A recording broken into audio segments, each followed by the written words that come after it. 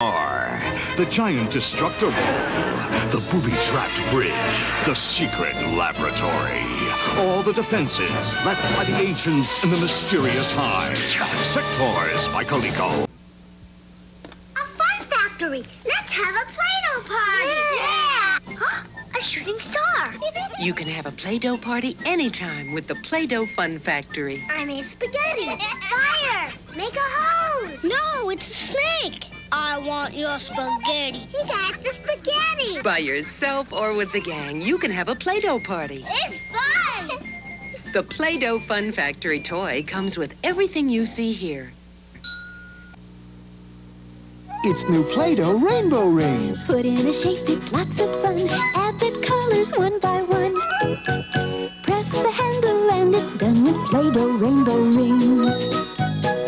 Each design is fun to see. The colors blend so beautifully. Wonderful things with rainbow rings. You can make it with Play-Doh. Play-Doh rainbow rings with 12 different designs. New from Kenner. What are you doing? I'm playing Rock and Chase, a video game cartridge you have to buy separately to play on the Intellivision video game system. Why are you talking like that? They always do. Then they say your parents have to hook it up to the TV. After that, you can start to pick up cold. Trouble is, the police are coming, so you have to keep both eyes on the game. Oh, brother. Do they say that too? Buddy. Intellivision master component from Mattel Electronics. Lock and Chase video game cartridge sold separately. Now what do I do? Okay, this is Advanced Dungeons and Dragons video game cartridge. You have to buy it separately to play on the Intellivision video game system. Mom and Dad have to hook it up to the TV. What next? We're trying to find a crown, but it's real easy to get lost. So don't be surprised if the dragon finds you first. Holy cats, you just killed the dragon. I'm sorry, I didn't mean it. Advanced Dungeons and Dragons video game cartridge and Intellivision master component from Mattel Electronics, each sold separately. Poor little pound puppies. They had no one to love them. Pound puppy, you were sad and lonely. Brought you home, now you're my one and only. Pound puppy, you're my one and only puppy love. Pound puppies are so cuddly soft, they feel real. Each sold separately. You can name them. Fetch, Coco. And for a few dollars more, send for a name tag, stickers, and owner's certificate. Pound puppy, you're my one and only puppy love. From Tonka. Spangler, this lab is spooky. Bankman, nip ahead. It's full speed ahead. What an eyeful. Let's split. Great car. Yikes, it's Highway Hunter. The real Ghostbusters, each sold separately. Careful, Janine, this airport's haunted. Wow, great plane. It's air sickness. Run for it. Hey, mister, how about a lift? This wicked willy. The real Ghostbusters, each sold separately. The Legoland gas station. You build it for action. You can raise a car up on the lift and check the underside, or fill her up, close the hood, and pretend to take a ride. What can you do with the Public Works Center? You can build a crane and watch it drop some bricks into a bin, or lift the door, roll out the truck, and let the bricks fall in. The action's up to you. The Legoland Public Works Center from the Legoland Town Collection. Legoland gas station sold separately from Lego Systems. Puppy, you're my one and only puppy love. You can show your Pound Puppy how much you love him with snuggly Pound Puppy outfits. Into your hooded on t-shirt. We're going biking. Snap your pop's jazzy jacket. Pound Puppies and outfits, each sold separately. Whoa! Now let's walk to the park. Uh-oh, thunder. Put on your dry doggy rain gear and you'll stay dry as a bone. Hooded Hound t-shirt, Dry Doggy Rain Gear, Pup's Jazzy Jacket, and Pound Puppies all sold separately. From Town...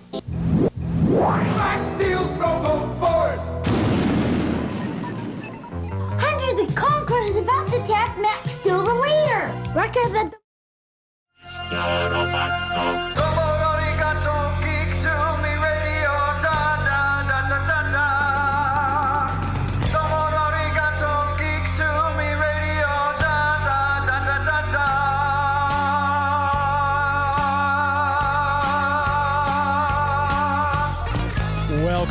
Welcome, geeks and nerds, girls and boys, to another brand new edition of Geek to Me Radio. Tonight, we're joined by Julio Diaz talking all about Pensacon, the 10th anniversary of the con, what guests they've got and how you can attend. Later on, we'll talk to Marvel Comics writer Christopher Cantwell about the upcoming Hellcat series, his work on Gold Goblin, and his run on Iron Man. Stand by. We're talking TV, comics and movies, and video games. And if you don't know Star Trek from Star Wars, we'll try to explain. There are 12 doctors for Hogwarts houses, one ring rules them all.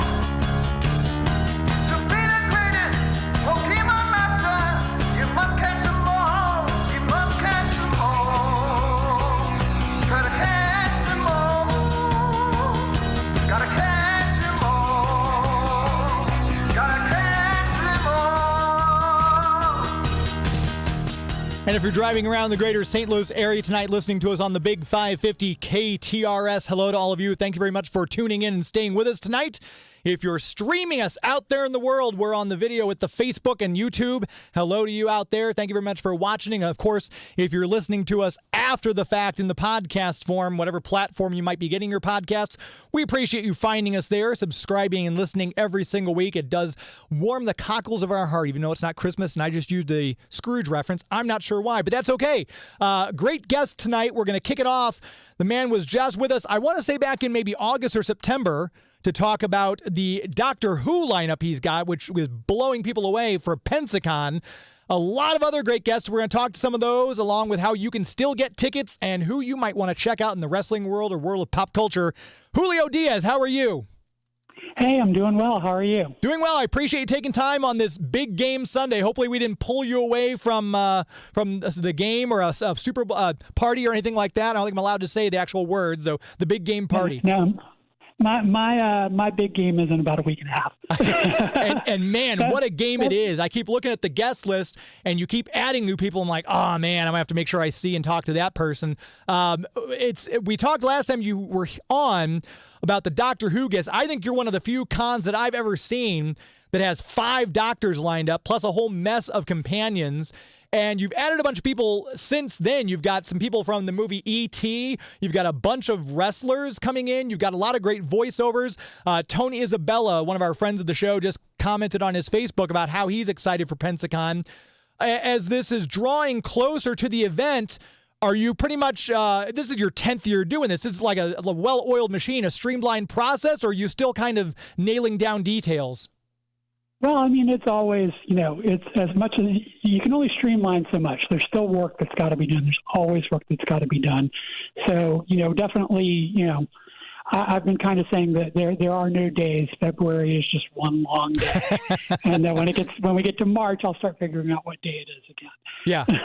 So I mean, with a con like this, though, obviously you've got a lot of planning. You've got a huge lineup of guests, as we mentioned. I mean, everyone from Jamie Kennedy to Jungle Boy, for crying out loud. You've got cosplayers, voiceover actors, comic artists, and writers. You've got Jerry Mathers is coming for Leave It to Beaver fans. You've got James Arnold Taylor if you're a fan of Clone Wars. All sorts of people. How long of a break do you get after this before you have to start planning next year's event? Oh, no. We've already started planning next year's event. It's about a 14-month process each year to get the next year going. So we already have a handful of guests booked for 2024, and we always, on the Sunday of the show, around about 3 o'clock, make the announcements of the dates for the following year and announce our first few guests for next year. So I've already got our CEO, Mike Inslee, has already booked some really exciting guests for 2024 that we're going to be announcing on the last day of the show as well. Now, maybe you can't announce this here on Geek to Me Radio, but my executive producer was witness to a temper tantrum I threw earlier when I was looking through the guests, and I saw, unfortunately, Catherine Tate had to cancel, so I'm not going to get my Magic of Dispel Funko Pop signed. Is she, like, if a guest cancels, is there the caveat that, really sorry, but I'll be back next year, or can you not announce if she's confirmed for next year yet? I can't announce that she's confirmed for next year, but we do always try to bring folks back. Catherine has been to our show before and had a great time. She's just filming. It happens, Sure. And that's something I think people maybe don't understand. When guests cancel, there's a number of reasons. A lot of times it's because They've got a project that they're working on, and that, in fact, is the case for Catherine Tate. It's the case for Patrick Duffy, who actually is working on The Bold and the Beautiful, and his schedule for filming there did not ease up the way he had expected it to. So we'll certainly make the effort to try to bring them back. Sometimes it's personal issues. Jason Mewes had to cancel this year, unfortunately, because he's got a baby due that weekend. Oh, no. Yeah, you don't want to miss the birth of your child. Yeah, a little bit of a priority, So, but, we have more than 150 guests coming, so I don't think anybody's going to leave unsatisfied or unhappy. And, in fact, we just had one uncanceled. Tom Arnold didn't think he was going to make it, and we just found out he's going to be able to make it after all. So we're glad that he's going to be able to join us. And it's fascinating, too. You mentioned Patrick Duffy and The Bold and the Beautiful. It's amazing that only at some place like Pensacon could you find people who are wrestling fans and soap opera fans, and there be something for everybody at the convention, which is always astonishing to me how there's like a Venn diagram of like 30 circles, the way pop culture overlaps. And like I said, you've got Curtis Armstrong from Revenge of the Nerds. You've got, wrestlers here that you can see. You've got, like I mentioned, people from ET. Don Gibb is going to be there. You've got all these different people. How do you know which guests are going to resonate? Like, obviously, a lot of people are very popular. Jamie Kennedy, as we mentioned. Tom Arnold, obviously, has quite a following. But how do you know, like, when you're picking guests, do you guys have a committee? How do you kind of pick and decide who you're going to invite each year? Well, ultimately, the decision is up to our CEO, Mike Ensley. He makes the final decision on all guests. But we do discuss people throughout the year. We of course, get people suggested to us by our fans all year long. We suggest people to each other. We go to other shows and look at who's drawing. It's a combination of things. We work with a number of great agents, and sometimes they bring people to us that they think are going to be good fits for us. But, overall, you kind of alluded to this, that we do kind of have a very broad spectrum at Pensacon, and it's something we really strive for. We aim to be an all-inclusive convention. We like to say, if you like something in pop culture, we're going to have something for you. So, we range all the way from, you mentioned Jerry Mathers, going all the way back to, the dawn of television, through Richard Harmon, who's currently appearing on The Flash on the CW. Yeah. So, stars of yesteryear, stars of today. Wrestling's always a big factor for us. We've got some great current AEW wrestlers this year: Danhausen, Leva Bates, Jungle Boy, Anna Jay, and the reigning women's champion, Jamie Hayter. And then WWE legends like Kevin Nash and Honky Tonk Man and Ted DiBiase. And we've got two members of the Rock and Roll Hall of Fame, two Rock and Roll Hall of Fame drummers, Marky Ramone and Gina Shock from the Go-Go's. So, it really is kind of all over the place, but that's kind of what we're about. Yeah, and I think it's one of those things where people are going to come. Like, I know my first Pensacon was, 2021, I think. And I came and I was like, oh, I really want to see, you have these people. And I'm walking around the corner and, oh my gosh, there's George Wendt from Cheers and from House. I'm like, I got to see George Wendt. So it's one of those really nice serendipitous things. And the way you've got it laid out is I want to say, in a good way, labyrinthine, because you go around this corner into a new room, but then if you go up one level and through another door, my gosh, there's a whole new room of people there. So it's kind of, you just discover people serendipitously as you're going through, and you've got some people from Pirates of the Caribbean who are going to be there as well. When you look back on the first year, were you with Pensacon for the whole 10 years, or when did you come on? I've been around since the beginning, but I wasn't on staff. I've been everything from just a friend of the show to a volunteer panel moderator to joining the staff. I also used to be a journalist. So I used to cover the show. So yeah, I have been around since before there was a show. I remember Mike giving me a call one day. Mike and I have been friends for years and years, and gave me a call one day and said, what do you think if we did like a little one-day show? And, I have a few friends that are, in horror movies or writers that we could bring in, and, just to bring something to the community. I said, that's a great idea, and like I said, I was at the local newspaper at the time. I said, we'll definitely support it with coverage. And by the time it actually happened, it was 3 days, and started at the Pensacola Bay Center, and now has really taken over all of downtown Pensacola. And that's another thing, too, for those of you who might be listening. I know, I tell you, I got my hotel as soon as I saw that 5 doctor announcement. I'm like, boom, I got to go. And that was back in August. I know some of the hotels are sold out, but I saw that there are some openings still in blocks. If you're listening right now and you want to go down to Pensacon, one thing, it's Florida, so you know the weather's going to be great in February. But then you've got places to stay. There's all sorts of places, and that's on the website, which if you're listening, you want to check it out. It's Pensacon.com. We'll have a link in the show notes. If you scroll down to the bottom of the page, if you're listening in the podcast form, you can click the link, and it's got a place where you can click on hotels and things like that. Logistical-wise, with all the planning and everything like that, what would you say has been the biggest change as you've watched this convention grow from its first year to now? What would you say is the biggest change if you had to point to something? I mean, we've grown and grown, definitely. You know, as I said, the first year, I think we pretty much were contained in the Bay Center, or we might have used the neighboring hotel. But you know, now we use multiple venues throughout downtown Pensacola. So while the Bay Center is kind of the heart, and that's where the celebrity autographs and photo ops are, that's where our vendor floor is. You know, very important parts of the show. We now use the parking lot we have, which we call Poseidon's Bay, where we have live entertainment on our stage all weekend. We do our Zar Zar Law PA Kids costume contest there on Sunday. We have a number of community groups. In fact, our mutual friends, the Legend of the Traveling TARDIS, are going to be out there in Poseidon's Bay this year, among other folks. We have food trucks out there to feed everybody. So we use that space. We use a number of venues throughout downtown Pensacola for panels. This year we've added a new venue called The Right Place, which we're really excited to have as part of the campus, because they have a lot of space over there. So we'll actually have our biggest panels there in a 750-seat auditorium. But we have several other panels there as well as our community panels. You know, we still take care of our fans too. We have those intimate little fan-driven community discussions where, you know, somebody who's a big fan of Doctor Who, or you name it. I know I think we've had a What We Do in the Shadows panel the last couple of years. It's really just kind of a fan discussion panel kind of thing. We do those kinds of things still. We use what is now called the Center. It has been in the past called the Pensacola Cultural Center. We do some larger panels there. We also do our film festival sponsored by PensacolaBeach.com there. We do a short film festival every year, and that's always got some great programming. We do some live entertainment on that stage as well. We do our author panels over there. We use the Rex Theater for some panels as well. And we also do a big costume contest on Saturday night, the Zar Zar Law Adult Costume Contest. This year it's taking place at Seville Quarter, which is Pensacola's oldest and largest entertainment complex. It really is this sprawling entertainment complex.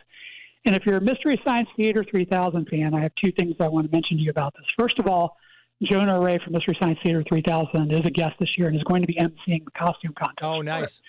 But if you saw the episode where they did Atlantic Rim was shot in Pensacola. And in fact, you'll recognize, if you saw that one, you'll recognize portions of Pensacola when you're here in town.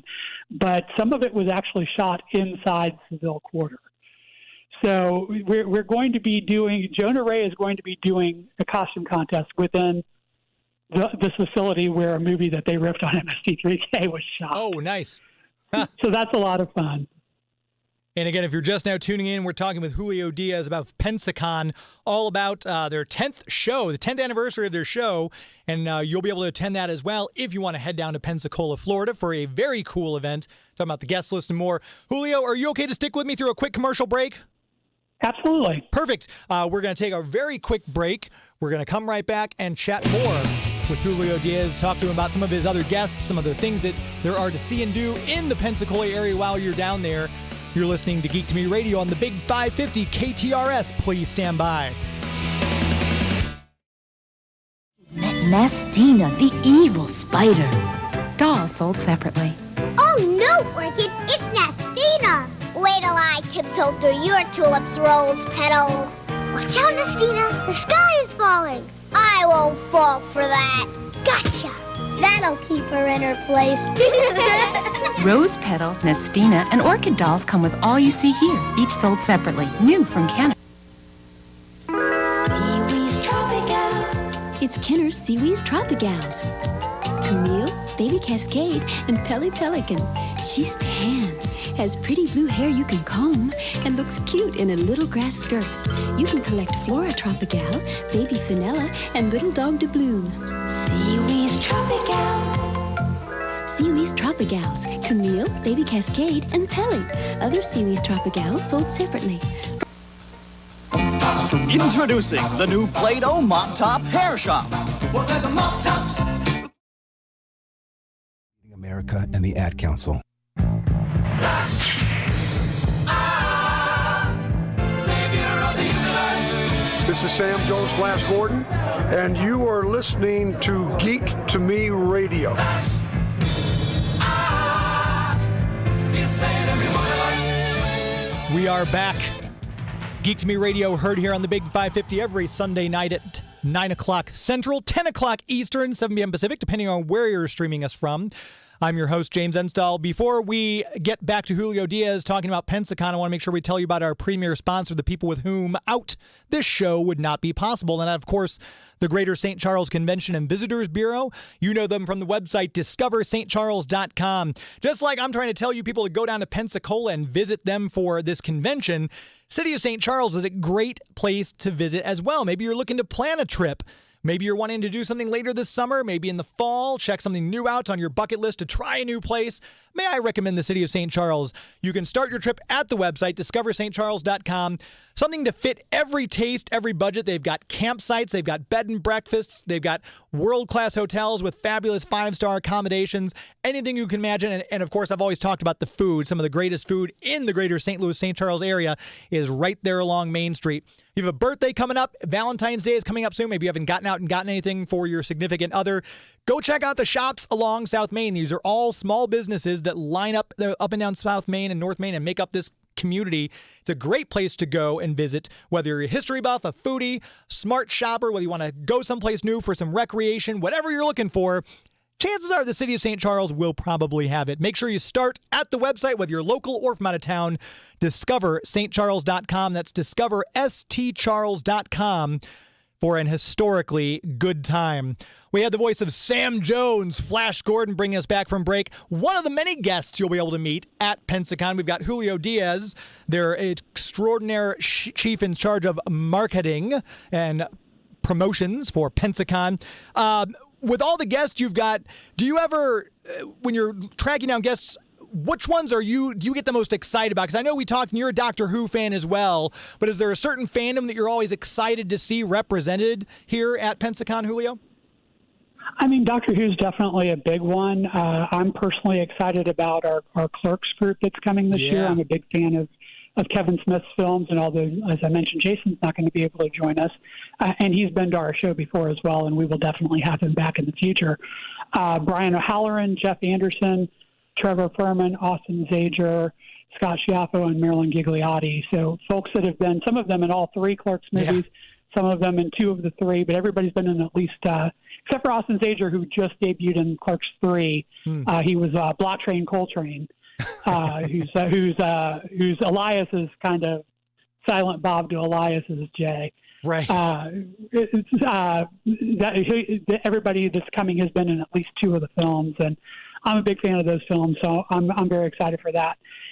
You know, it's always a big mix. You know, I'm excited about Billy West, who's somebody I've wanted to see come to their show for a long time. Just an incredible voice actor, and we have, you know, does so many of the voices on Futurama, but we have not just him, but Lauren Tom, who also is Amy on Futurama.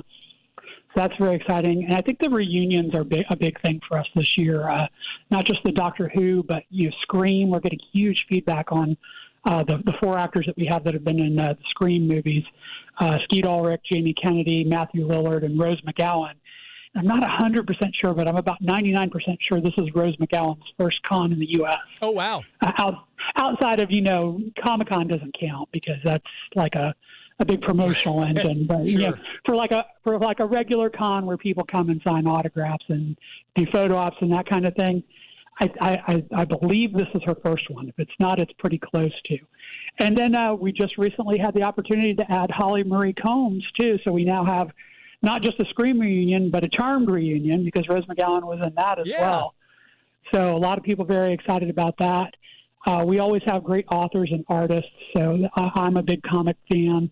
Always glad to see lots of great artists come to. And you mentioned Tony Isabella earlier in the show, who's been a friend of mine for, got to be close to 20 years. So I'm always happy to see him. But just people like Mark Maddox and John Dell, Carl Moline, the artists are always a big thing. And then on the author side, Kevin J. Anderson, who's written all kinds of Star Wars books, took over writing Dune when Frank Herbert passed, along with his son Brian Anderson, and has been an advisor on the Dune movies that Denis Villeneuve has been making. We really span the gamut. Sherilyn Kenyon, who's a huge New York Times bestselling author. It's like I said, we do try to have something for everybody. I think we do a fairly good job of that. Absolutely. No, like I said, if you're there at Pensacon and there's not something that tickles one of your nerdum funny bones, I don't know what to tell you. Because you've got people like you said, Jerry Mathers going all the way back to the 50s and 60s for television. You've got the cast of E.T. for the 80s. You've got people like you mentioned the Charmed reunion for all those people in the early aughts. So there's literally something for everyone. And Tony Isabella, it doesn't get much more of a better human being than Tony Isabella. And obviously Michael Golden, another great artist who you'll be able to meet when you're there as well. I was curious. I know the photo op page, I was looking, and one of the things I would have to imagine is going to be a sought-after picture is you've got 5 doctors. I know Chris Eccleston's only there on Saturdays. Is there a photo op planned for where you can get a picture with all 5 of the doctors? We're still holding on an okay from one of them to be able to do that. I will definitely have one with the 4 classic doctors. Okay. But we don't quite have because anything like that is dictated by our guests. Our guests do what they want to do, and we facilitate that. So we would love to offer that. We're hoping we're going to be able to, but we will definitely have one with the 4 classic doctors. Very cool. And again, it's such an exciting event. Once again, the website is Pensacon.com. If you're hearing us in the podcast form, scroll down to the bottom of the page and you'll be able to see the link there in the show notes. For someone who has never attended Pensacon before, Julio, what would be your best advice for someone who's maybe this is their first convention, maybe they've been to a lot of conventions but never to a Pensacon? What would be your best advice to someone who's attending this event for the first time? Pace yourself and hydrate. It is like any show. There's a lot of walking, a lot of standing in line, and we are a little more spread out than some shows you may be used to if you've been to other conventions. A lot of places have one convention center where they do the whole thing. That's not how we're set up. For anybody that's been to Dragon Con, it's kind of a similar experience to that in terms of that we use multiple facilities throughout the downtown area. Now, we do run a trolley system throughout downtown. I definitely recommend that you use that to get between venues if you don't want to walk, but it is a very walkable campus. I think from one end to the other is about 10 blocks, give or take. The new venue that we just added this year, the Right Place, is just 3 blocks from the Bay Center. So it's a very easy walk if you don't want to wait for the trolley and just want to walk over there. But the trolley system is very good and should be a lot of fun this year too. They are going to be running music on the trolleys, and we've been having fun putting together a playlist for that. So I think people are going to enjoy hearing music from their favorite movies and TV shows and anime and wrestling entry themes and you name it. We've had a lot of fun putting that together, so I think people are going to enjoy that. And also, one thing I haven't mentioned yet, we have not been able to have gaming in the last few years, but we're very excited to be bringing it back this year. So if you're a gaming person, if you love tabletop gaming, role-playing, collectible card games, miniature games, we have that being brought to you by the 5 Barrel Brewery at the Pensacola Museum of Commerce, which is a great historic venue. Gaming going on from open till 10 p.m. Each night, and then open till close on Sunday. And then they're also actually going to do after-hours gaming at the 5 Barrel in downtown Pensacola. So there'll be plenty of gaming to be had. And, that's another thing I should mention, too. A lot of our downtown bars and restaurants come in as partners on Pensacon and theme up their facilities and do all kinds of events to tie in all weekend long. So, that's one of the good things about having this campus approach is you can go along through downtown and come up to Perfect Plane, for example, where they're going to be doing Star Wars-themed activities all weekend long. You can go to Play, which is a great vintage barcade in downtown Pensacola, and they're going to be doing it all up Mario themed over there. That the sounds Fish fun. House, the Fish House restaurant always converts into Hogwarts every year, and people love that. They do a great job converting the restaurant over. You can enjoy all of that. I know Odd Colony is doing Lord of the Rings. O'Reilly's Irish Pub is doing Game of Thrones. Nice. I'm sure I'm leaving somebody and out. The airport's transformed. That's what the coolest thing is. When I first came to Pensacon, I got off the plane and it says, "Welcome to the Pensacon Intergalactic Airport." It was brilliant. You had little signs of like Wonder Woman and her invisible jet at one of the gates and things like that, and the Starship Enterprise at another gate. That's brilliant. Yep, we're very fortunate to have good support from the city and from the airport. That's been a partnership we've been able to continue this year. In fact, we just had the mayor comes and does a proclamation every year to rename the airport, and we have a new mayor who's a very good friend of the con, and he is continuing that tradition. We just did that this past Monday, and we're very glad to do that. We get a bunch of cosplayers to come out, and the airport has a pup patrol, and they get done up in Starfleet uniforms every year for that. Nice. So we have a lot of fun with that. And we just had a text come in on the KTRS text lines. Someone from the 314 area code, they didn't leave a name. Is the trolley included with your pass? I guess the trolley you mentioned, is it free if you have a pass to Pensacon, or is it a paid where you want to go? It is absolutely free with your Pensacon admission. So whether you have a 3-day weekend badge or a VIP experience badge, or you're just coming for a single day and you have your single day wristband, you are able to ride the trolley around. That does include your admission to all of the panels and workshops and activities and basically everything but feeding yourself, buying yourself stuff on the vendor floor, getting autographs and photos. Perfect. And I think anyone who goes to a con knows they got a budget for that kind of thing anyway, and start selling kidneys now, folks. Julio Diaz, it's always great to talk to you. Pensacon, a fabulous event. I'm so excited to be down there in just 2 weeks' time. I'll look forward to seeing you again in person. Very much so. Looking forward to seeing you too, and hope everybody's able to join us. Sounds great. Thanks so much for your time today on a Sunday.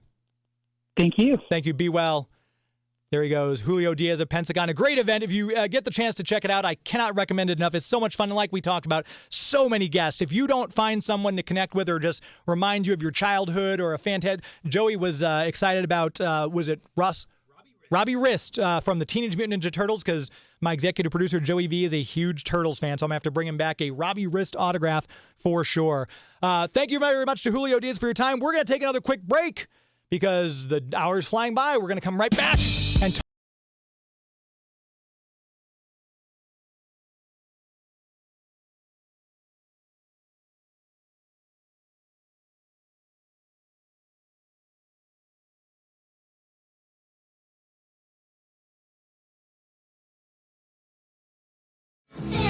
Even carry it around. Let's go inside. You can spin some more like before, most anywhere you put it down.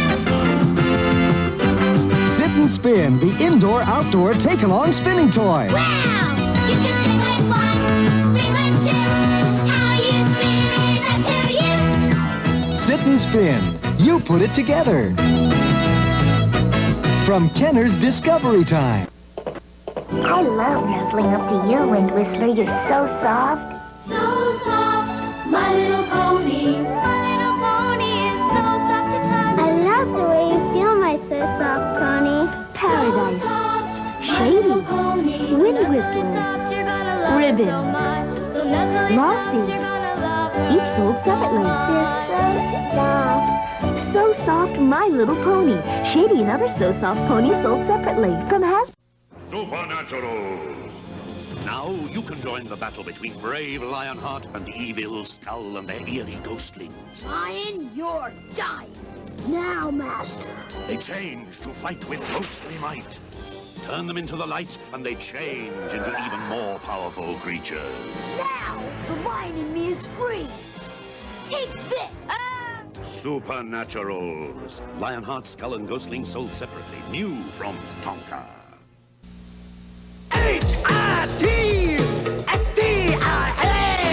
Drumsticks and an amplifier too, but you don't need drums to make these sounds. It's true. Hit six. Hit six. Play 'em in the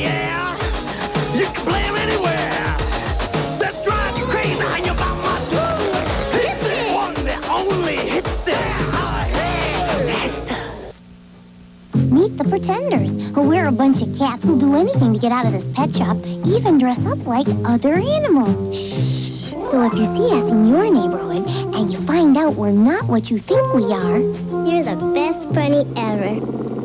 Purr? You're not a bunny. You're a cat. Don't tell, okay? Don't worry. It'll be our secret. The Pretenders from Fisher-Price. Squeeze them, and they really purr. Wampa! Happy Apple Cave! Look's inside! America and the Ad Council. This is John Glenn, and you're listening to Geek to Me Radio. Meeting you with a view to a kill. John Glenn, director of 5 James Bond movies. I am super excited. I have an exclusive interview booked with actor Julian Glover. If you're a fan of Doctor Who, if you're a fan of the James Bond franchise, Indiana Jones, Game of Thrones, he's been in everything. This guy's going to be turning 88. Oh, he'll be 89 here next month. We've got a brand new interview that's going to be coming out with him. So make sure you go to youtube.com, subscribe to Geek to Me Radio so you get the notification when that interview drops. It'll be coming up in March, and I'm super excited to talk to him about all things, all these overlapping fandoms and franchises, mega franchises that he's been in. We'll be talking to him in March. So make sure you tune into YouTube, hit that subscribe button so you get the notification as soon as that interview goes live. Want to make sure very quickly we tell you about our official comic book sponsor, Bugs Comics and Games. If you're in the greater St. Louis, St. Charles area, you can get to it from either Highway 70 or from the Page extension. It's right there off of Bryan Road. If you are looking to get back into comic books, maybe you haven't gotten any of my next guest, Christopher Cantwell's run on Iron Man, you need to go see Larry. He's got a full run sitting there just waiting for you. You can pre-order Christopher's new Hellcat series that's going to be coming out here in March. You can also check out his run on Gold Goblin, but he's got other stuff. He's not just a Christopher Cantwell collector. No. He's got everything. Comics going back to the 50s. He just got in a beautiful collection I was looking through.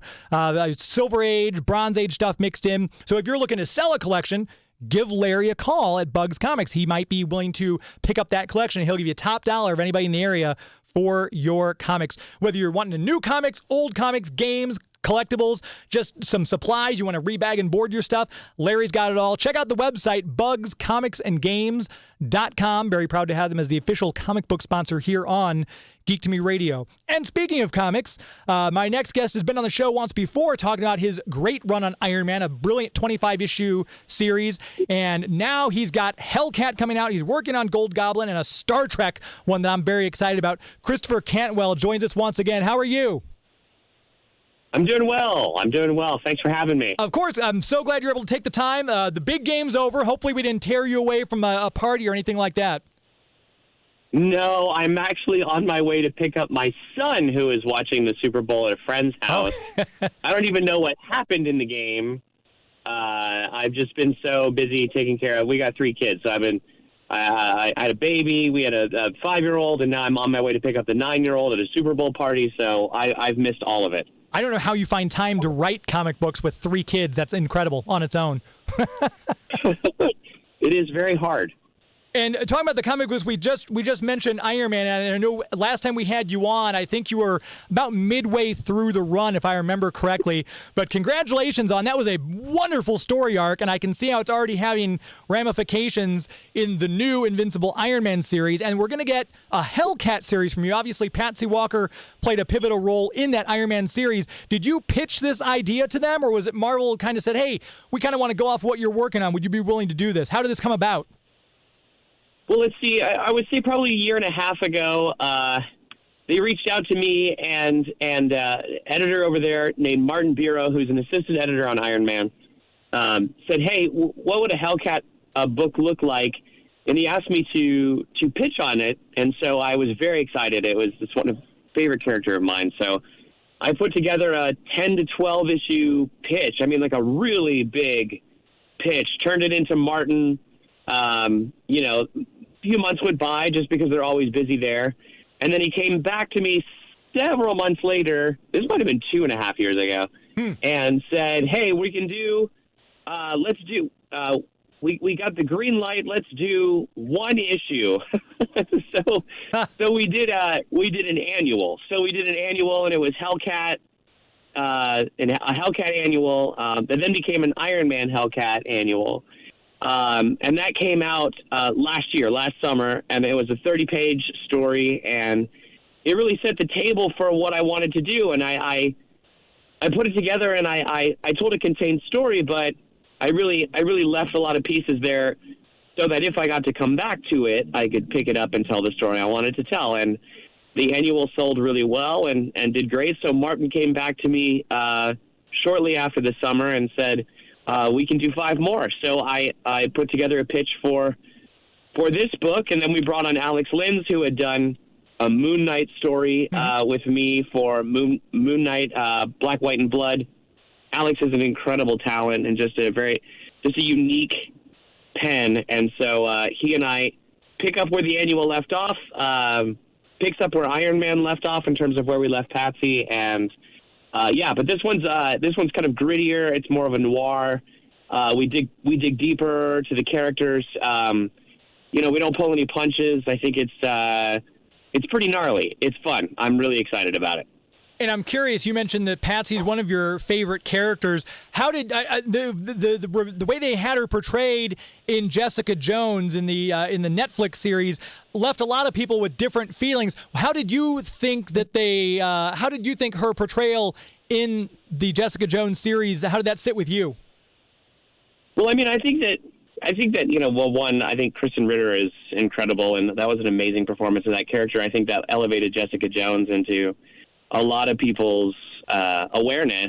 I think Patsy kind of came in there, but I think by virtue of the series being short itself, just did not get the kind of full glimpse that we wanted to. We didn't get to go deeper into her. So, I love Patsy just because her origin story has been told piecemeal over decades. Yeah, no kidding. It's not 12 pages like Amazing Fantasy 15 for Spider-Man, right, where you get it all at once. It's crystal clear.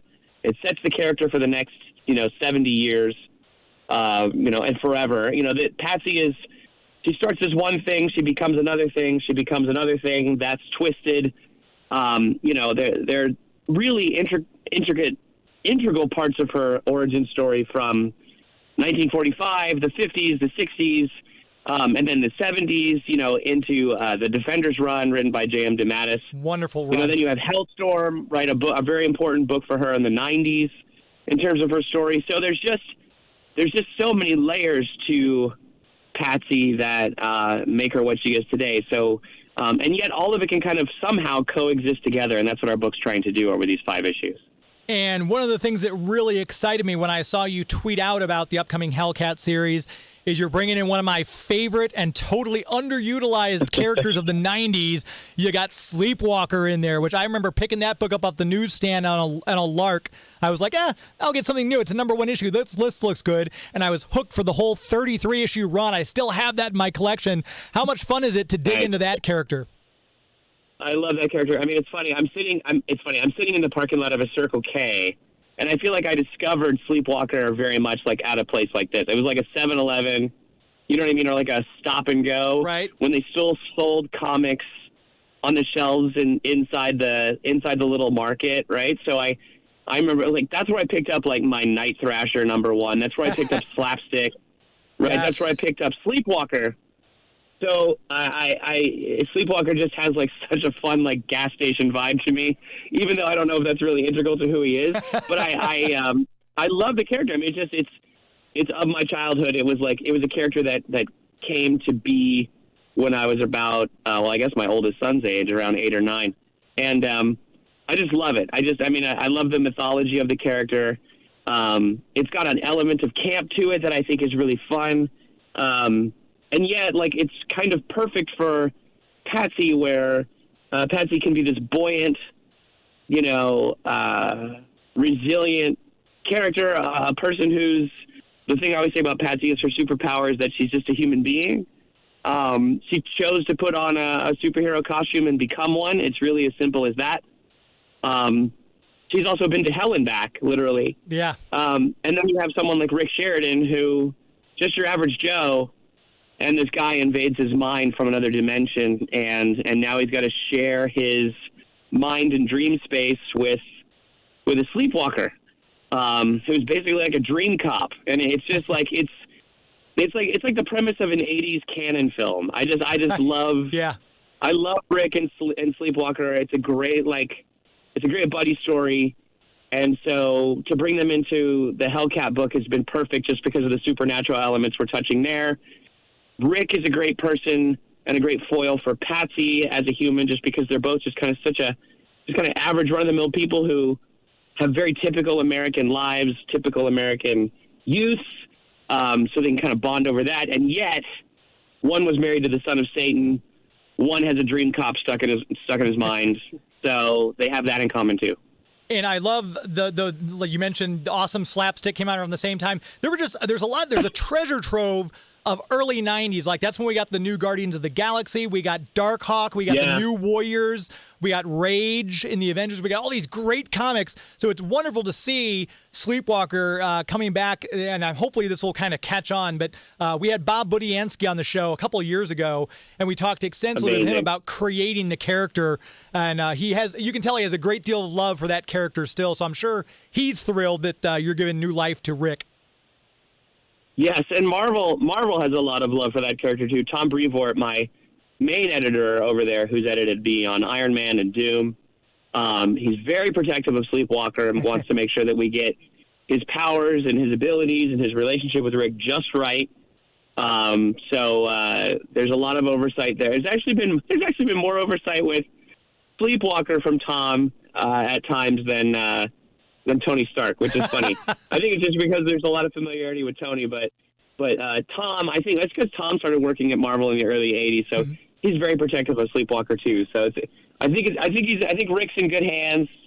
If you ever see me on Marvel Snap, my Marvel Snap name is Rick Sheridan. Oh, so nice. That means you're playing me. So there you go. Yeah, we've had Tom on the show a couple times. Man, what a wealth of knowledge that guy is. We had him on for our What If special, and he's a repository. He's like a living Marvel bibliography. Yes, he will tell you the ups, downs, sideways, and forwards of every single thing. The thing I always say about Tom is if there were like a guru who lived on a mountain who also had a comic shop, it would be Tom Brevoort. I can totally see that. He'll probably do that in retirement for all we know. If he ever retires, he's got a great job. Who knows? I want to talk to you too a little bit about the Gold Goblin, because I would imagine, and you mentioned, I saw a tweet that you put out that the 4-year-old you is freaking out. You're getting to write Spider-Man and play in that sandbox as well. We've seen Norman Osborn through ups and downs since he debuted in the 60s. Now he's trying to take on this hero aspect, and I want it to stick, but I think at the same time there's a lot of us who are kind of hoping it doesn't, and he goes back to his old Green Goblin ways. How much fun is it writing this particular book? It's extremely fun. I think, Nick Lowe is the editor of the Spider Office, and he reached out to me about this, and obviously I've gotten to work closely with Zeb Wells. Obviously, there was also the crossover with Dark Web that happened very quickly in my book. So, I was working with Jerry Duggan, who was also the person who took over Iron Man, so it's in good hands. It's been, and then Jordan White, so it's been amazing, to work with Gold Goblin. I mean, again, J.M. DeMatteis is probably, my lodestar for comics. I read a lot of Spectacular. I had a subscription to Spectacular back in the 90s. So there was a lot of the Harry story as Gold Goblin. Yeah. And then the tragic ending of that. So I was actually less connected to Norman, but yeah, I mean, I see where people, they might roll their eyes when they go, oh, he's going to try to be a hero. But what's interesting about that, and the only way I know how to write that, is to attack it as sincerely as possible. How would a guy who is so warped, has done so many things, has killed so many people, and it's funny because I've written Dr. Doom too. They're just they're apples and oranges in terms of Marvel villains. Doom has a code. Doom has a certain sense of honor, even if it's misguided. He can be very selfish. He can be villainous. He can be genocidal in a way, but there are some things about him that are boundaried. Norman is just a kind of perverse, grotesque soul. And so for me, it was really, how does a guy like that try to be a hero? And I think that, Nick Spencer set it up well with the Sin Eater taking away his sins. Mm-hmm. And from the moment that our book starts, it's if you take away Norman Osborn's sins, what's left? Because so much of him is the bad things he's done, right? So he's kind of a shell. He's kind of walking around trying to be a good person, but there's just nothing for him to go on based on his own internal compass. And so for me, if he has no more sins, to me that would grow a conscience in him for the first time. And so he's motivated by a conscience. He's motivated by guilt. And he's obsessed with righting these wrongs because he's so beset and so besieged by guilt, which is something he's never experienced before, and these more psychopathic tendencies he's had. So, because it's a comics, medium, Lan Medina comes in, he draws a very interior psychological book. He manifests Norman's guilt, his victims, whether they be Harry, his son, whether they be Gwen. Gwen is obviously a big one for him. And he's just constantly weighed down by guilt. So it's what's pushing him forward is the moment he sits still, he's going to be surrounded by the ghosts of all of the people he's wronged and killed and hurt time and again. So that is really his motivating factor. And whether it sticks or not, I mean, look, I always say that comics have an element of wrestling in them. It's really only a matter of time before someone turns heel, and then they turn face again, and then they turn heel, and then they turn face again. We've seen it a million times. Ben Reilly's going through it. Ben Reilly's turning heel. Norman's turning face. I mean, that's the fun of it, right? I mean, I think that the way that it becomes enjoyable to read is you try to put the person psychologically and emotionally as a character all the way there. If Zeb or whoever takes it away from him, it's going to hurt. And I want it to hurt, and that's the drama of comics. And if it sticks for 2 years, 5 years, who knows how long, great. You know what I mean? But it's going to be hard for him to hold on to it. But it's the journey. It's the journey, not the destination. I think that's what's important with these characters. And we've got Chance Bartels in the chat wanted to ask, how did you get a job writing Marvel he said writing Marvel Comics because Green Goblin, I'm reading two tweets at once, sorry. Green Goblin is his favorite Marvel villain, then Doom. So Chance, if you've not checked out Gold Goblin or Chris's work on Doom, I'd highly recommend both of those for sure. Are you okay to stick with me for a quick commercial break so we can come back and talk about Star Trek? Yeah, absolutely. All right, perfect. We're going to take another quick commercial break. We're going to come right back, talk more with Christopher Cantwell about Star Trek Defiant. Right after this, you're listening to Geek to Me Radio on the Big 550 KTRS. Please stand by. Unicorn, Jazz, and True Love each sold separately. Mom must have the clouds. Now Lavender needs to be brushed. She's beautiful. Your turn to ride. 'Cause the only thing more fun than flying is flying on Lavender. Lavender, the Magical Unicorn, and Star Fairies each sold separately. From time. It is a time when those who control the magic control destiny. When spectral light battle evil darkling lords. Light of the magical light. Visionary. With magical powers they fight. Visionary. Dagger, Bolt, Force, Twist, Warren, Spectral Knight. It's the dark. You're listening to Geek to Me Radio. We are back. Geek to Me Radio right here on the Big 550 KTRS. Want to make sure we give a special shout out to our partners at Kokomo Toys in Kokomo, Indiana. If you are in the general area, you need to go by there. It's like a mecca for toy geeks. When I die, I want my ashes scattered at this place. It's brilliant. All the toys, like from generations ago, they buy collections, they sell collections. There's always something new. It's like literally wall-to-wall toys. They have a giant G.I. Joe aircraft carrier in one corner. They've got a huge full-size Darth Vader in the other corner. It's an absolute amazing thing to walk around and behold. And if you can't find it there, I'm not sure if there's a toy manufacturer out there that has it. Check them out. Kokomo Toys, a brilliant place to shop for all your toy needs. They also buy collections if you're looking to sell. Might want to give them a shout again as well. Kokomo Toys in Kokomo, Indiana. Very proud to partner with them for our giveaways that we do here on Geek to Me Radio. Chatting with Christopher Cantwell for just the last couple of minutes of the show here. I was so excited. Star Trek Defiant that's coming out from IDW. The premise itself is so much fun because it's Worf, but he's teaming up with Spock from the original series, B'Elanna Torres from DS9, and then from Voyager, and then you've got Lore from Next Generation. When this idea came about, did they let you pick which characters you wanted to pair on this book? How did you get this incredible cast? Well, I think this one is really the brainchild of Heather Antos, who's the editor in charge of the Star Trek license over at IDW. Obviously, she came over from Marvel. She had a lot of work with Star Wars. She was really instrumental in that initiative to turn the Star Wars comic books into an interwoven ecosystem that is canon, right? Like that was such a huge sea change for the Star Wars books. She's trying to do the same thing for Trek, and we're at the beginning of it. And the first two guys she brought on were Jackson Lansing and Colin Kelly. They write Captain America: Sentinel of Liberty. They're on the new Guardians book. They write everything under the sun. They did Star Trek Year 5, which is one of my favorite Star Trek things ever made, just let alone comics. It's one of the best things ever. It bridges the last season, the last year of the original series mission with the motion picture in such a beautiful way.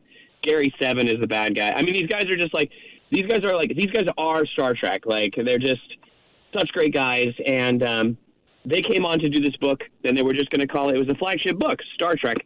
And they zeroed in on a period of time, which is a few years after Deep Space Nine, but before Nemesis. Okay. So we've got, Cisco is in the wormhole. He comes out because the prophets have given him a mission. Someone is killing the gods of the universe. He assembles a crew. He goes and gets his own supergroup. It's kind of like fantasy football, but for Star Trek. And it's really fun. And so one of those people that they end up bringing into the book is Worf. Worf and Cisco have a complicated relationship, obviously, up of Deep Space Nine. That gets more volatile just because of the things that happen over the course of the first 5 issues of Star Trek. And by Star Trek issue 5, Worf departs Star Trek, and he goes off on his own to tackle the mission in the way he sees fit. And that is my book. That is Star Trek Defiant. And it's called that because he goes and gets the Defiant from Deep Space Nine. He goes and gets it with Spock.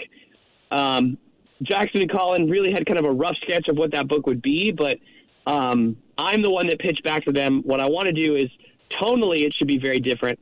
They're out chasing the most powerful beings in the universe in the Star Trek flagship book. My book is a fugitive hunt. It is a manhunt book. I pitched it as the Dirty Dozen in Star Trek. So that, Defiant really just has a nice double entendre in there. None of them are in Starfleet uniforms in my book. The Defiant is reported stolen by Worf and Spock. The first thing they do is they go get B'Elanna Torres is probably the person who's most on the up and up, but they also go get Ro Laren out of prison. From Next Gen. Yeah. She's on the cover. They go off and they steal Lore's components because they need Lore's positonic brain and his experiences with the crystalline entities. And there's still more folks to enter. We've got original characters. We've got other fan favorites that come into the book, villains, heroes, and whatnot. But my book is really fast and loose with the rules, and so it's supposed to be a counterbalance to the flagship book. And what's great is I'll do 5 issues, and by the time I'm out in issue 5 and Star Trek is out in issue 10, so we're coming out simultaneously, that will kick off the first ever crossover event for Star Trek comics, I think in Star Trek comics history. Oh, wow. Which is an event called Day of Blood. Day of Blood comes out in the summer, so there'll be actually a crossover event issue just like Infinity Gauntlet 1. This will be Day of Blood 1, and then that'll carry us through the summer with Defiant 7, Star Trek 11, Defiant 6, Star Trek 11, Defiant 7, to Star Trek 12 will wrap it up. So that'll be a nice, huge, month-long crossover event with about 20 different Star Trek characters in it. And we're very, very, very excited to do it. And there will be a 10-page prelude to Day of Blood that will be in Free Comic Book Day. So if you grab the IDW Free Comic Book Day books, you'll get the 10-page Trek prelude, which is an original story written by Jackson, Colin, and me. drawn by Mike Feehan, and it sets everything up beautifully, teases it out, and then a month and a half later, we're knee deep in it. I actually just turned in the first issue of the crossover for Defiant, and I kid you not, it's a 22-page issue. I dealt with 17 characters in 22 pages, and somehow it still flows. So we're having a blast. Jackson and Colin are LA local like me. Heather will fly out from New Jersey. We'll do a writer's room session at IDW's offices in Sherman Oaks, and it is a dream come true for a guy that, you know, has been watching Star Trek and reading Star Trek since I was in fourth grade. I mean, this is just the dream. It's great. It's amazing. I love the fact that you're pulling in all these casts, because it's like you mentioned, fantasy football. It's your ultimate team up of who you'd want to see this person in Star Trek. It's great. So I'm very excited for that book as well. We've got just a few minutes before the top of the hour, and the news will kick in here. Nostalgia Pod Blast wanted to ask, how do you got into writing comics for Marvel? For Marvel, it's funny. I had an idea for a comic book. I've been a television writer and a film writer for a while. And I had an idea that just for 20 years that only made sense really as a comic book. I just didn't see how I could. It just felt like it would work best as a comic. I reached out to an incredible writer named Willow Wilson, G. Willow Wilson. Oh yeah. Who was a fan of *Halt and Catch Fire*, my television show. We knew each other on Twitter. I said, "How do you do this? How do you get into this?" And Willow turned around and put me in touch with Karen Berger, who is basically like, comic book god. She started Vertigo. She was at DC her whole career. I did my first original book, She Could Fly, over there. I did a book called Everything for Berger Books and Dark Horse. And that parlayed into Will Moss of Marvel reaching out and saying, "Would you like to do a 10-page story for Marvel?" Of course, I said yes. I didn't even know who the character was. It took him 2 days to come back to me, and he said, "It's Dr. Doom." Oh, wow. I read about 200 pages of research or more just for the 10-page story I did. That parlayed into Tom Brevoort saying, "Do you want to pitch on the Dr. Doom main series we're launching?" I said yes. And then, yeah, man, I just kind of got into it from there. After Doom, they asked me to pitch on Iron Man, and I was off to the races. Other places came calling, Boom, Vault, and then IDW. So, it's been really fun. I've been in comics now I've been writing for Karen since 2017, so I'm just about to be 6 years in, but I've had books on the shelves for 5, and it could not make me happier. I love TV and film, but comics are I don't know, they're just my lifeblood. It's great to reconnect with a medium that I loved and that supported me so well and took care of me so well through grade and middle school. I get it, and that's a great, nice work if you can get it. It sounds like you're having a blast. A lot of great books out again. Christopher Cantwell, check out Star Trek Defiant, #1, Hellcat, #1, and, of course, currently on the Gold Goblin. Christopher, thank you for taking the time on a Sunday night. I so much appreciate it, and hopefully we can have you back on again very soon. Would love to. Take care. You too. Thanks so much. There you go, Christopher Cantwell. We'll have links to his Twitter account if you want to check him out. We'll have links to that in the podcast form. And if you want to scroll down to the bottom of the page, we'll have that there for you. That's going to do it for us. Another show in the books. Stick around. Max on Movies is up next. Thanks, as always, to Joey V, my executive producer, for making the show look and sound as good as it does. And, of course, go to our YouTube. Thank you to all the people who helped subscribe. We're almost to 500 subscribers. If you haven't subscribed to our YouTube channel yet, youtube.com/GeekToMeRadio. Subscribe there. Until next week, my friends. That's our show. This is Geek to Me Radio. Thank you, Stark Industries. Good night. KTRS St. Louis. From ABC News.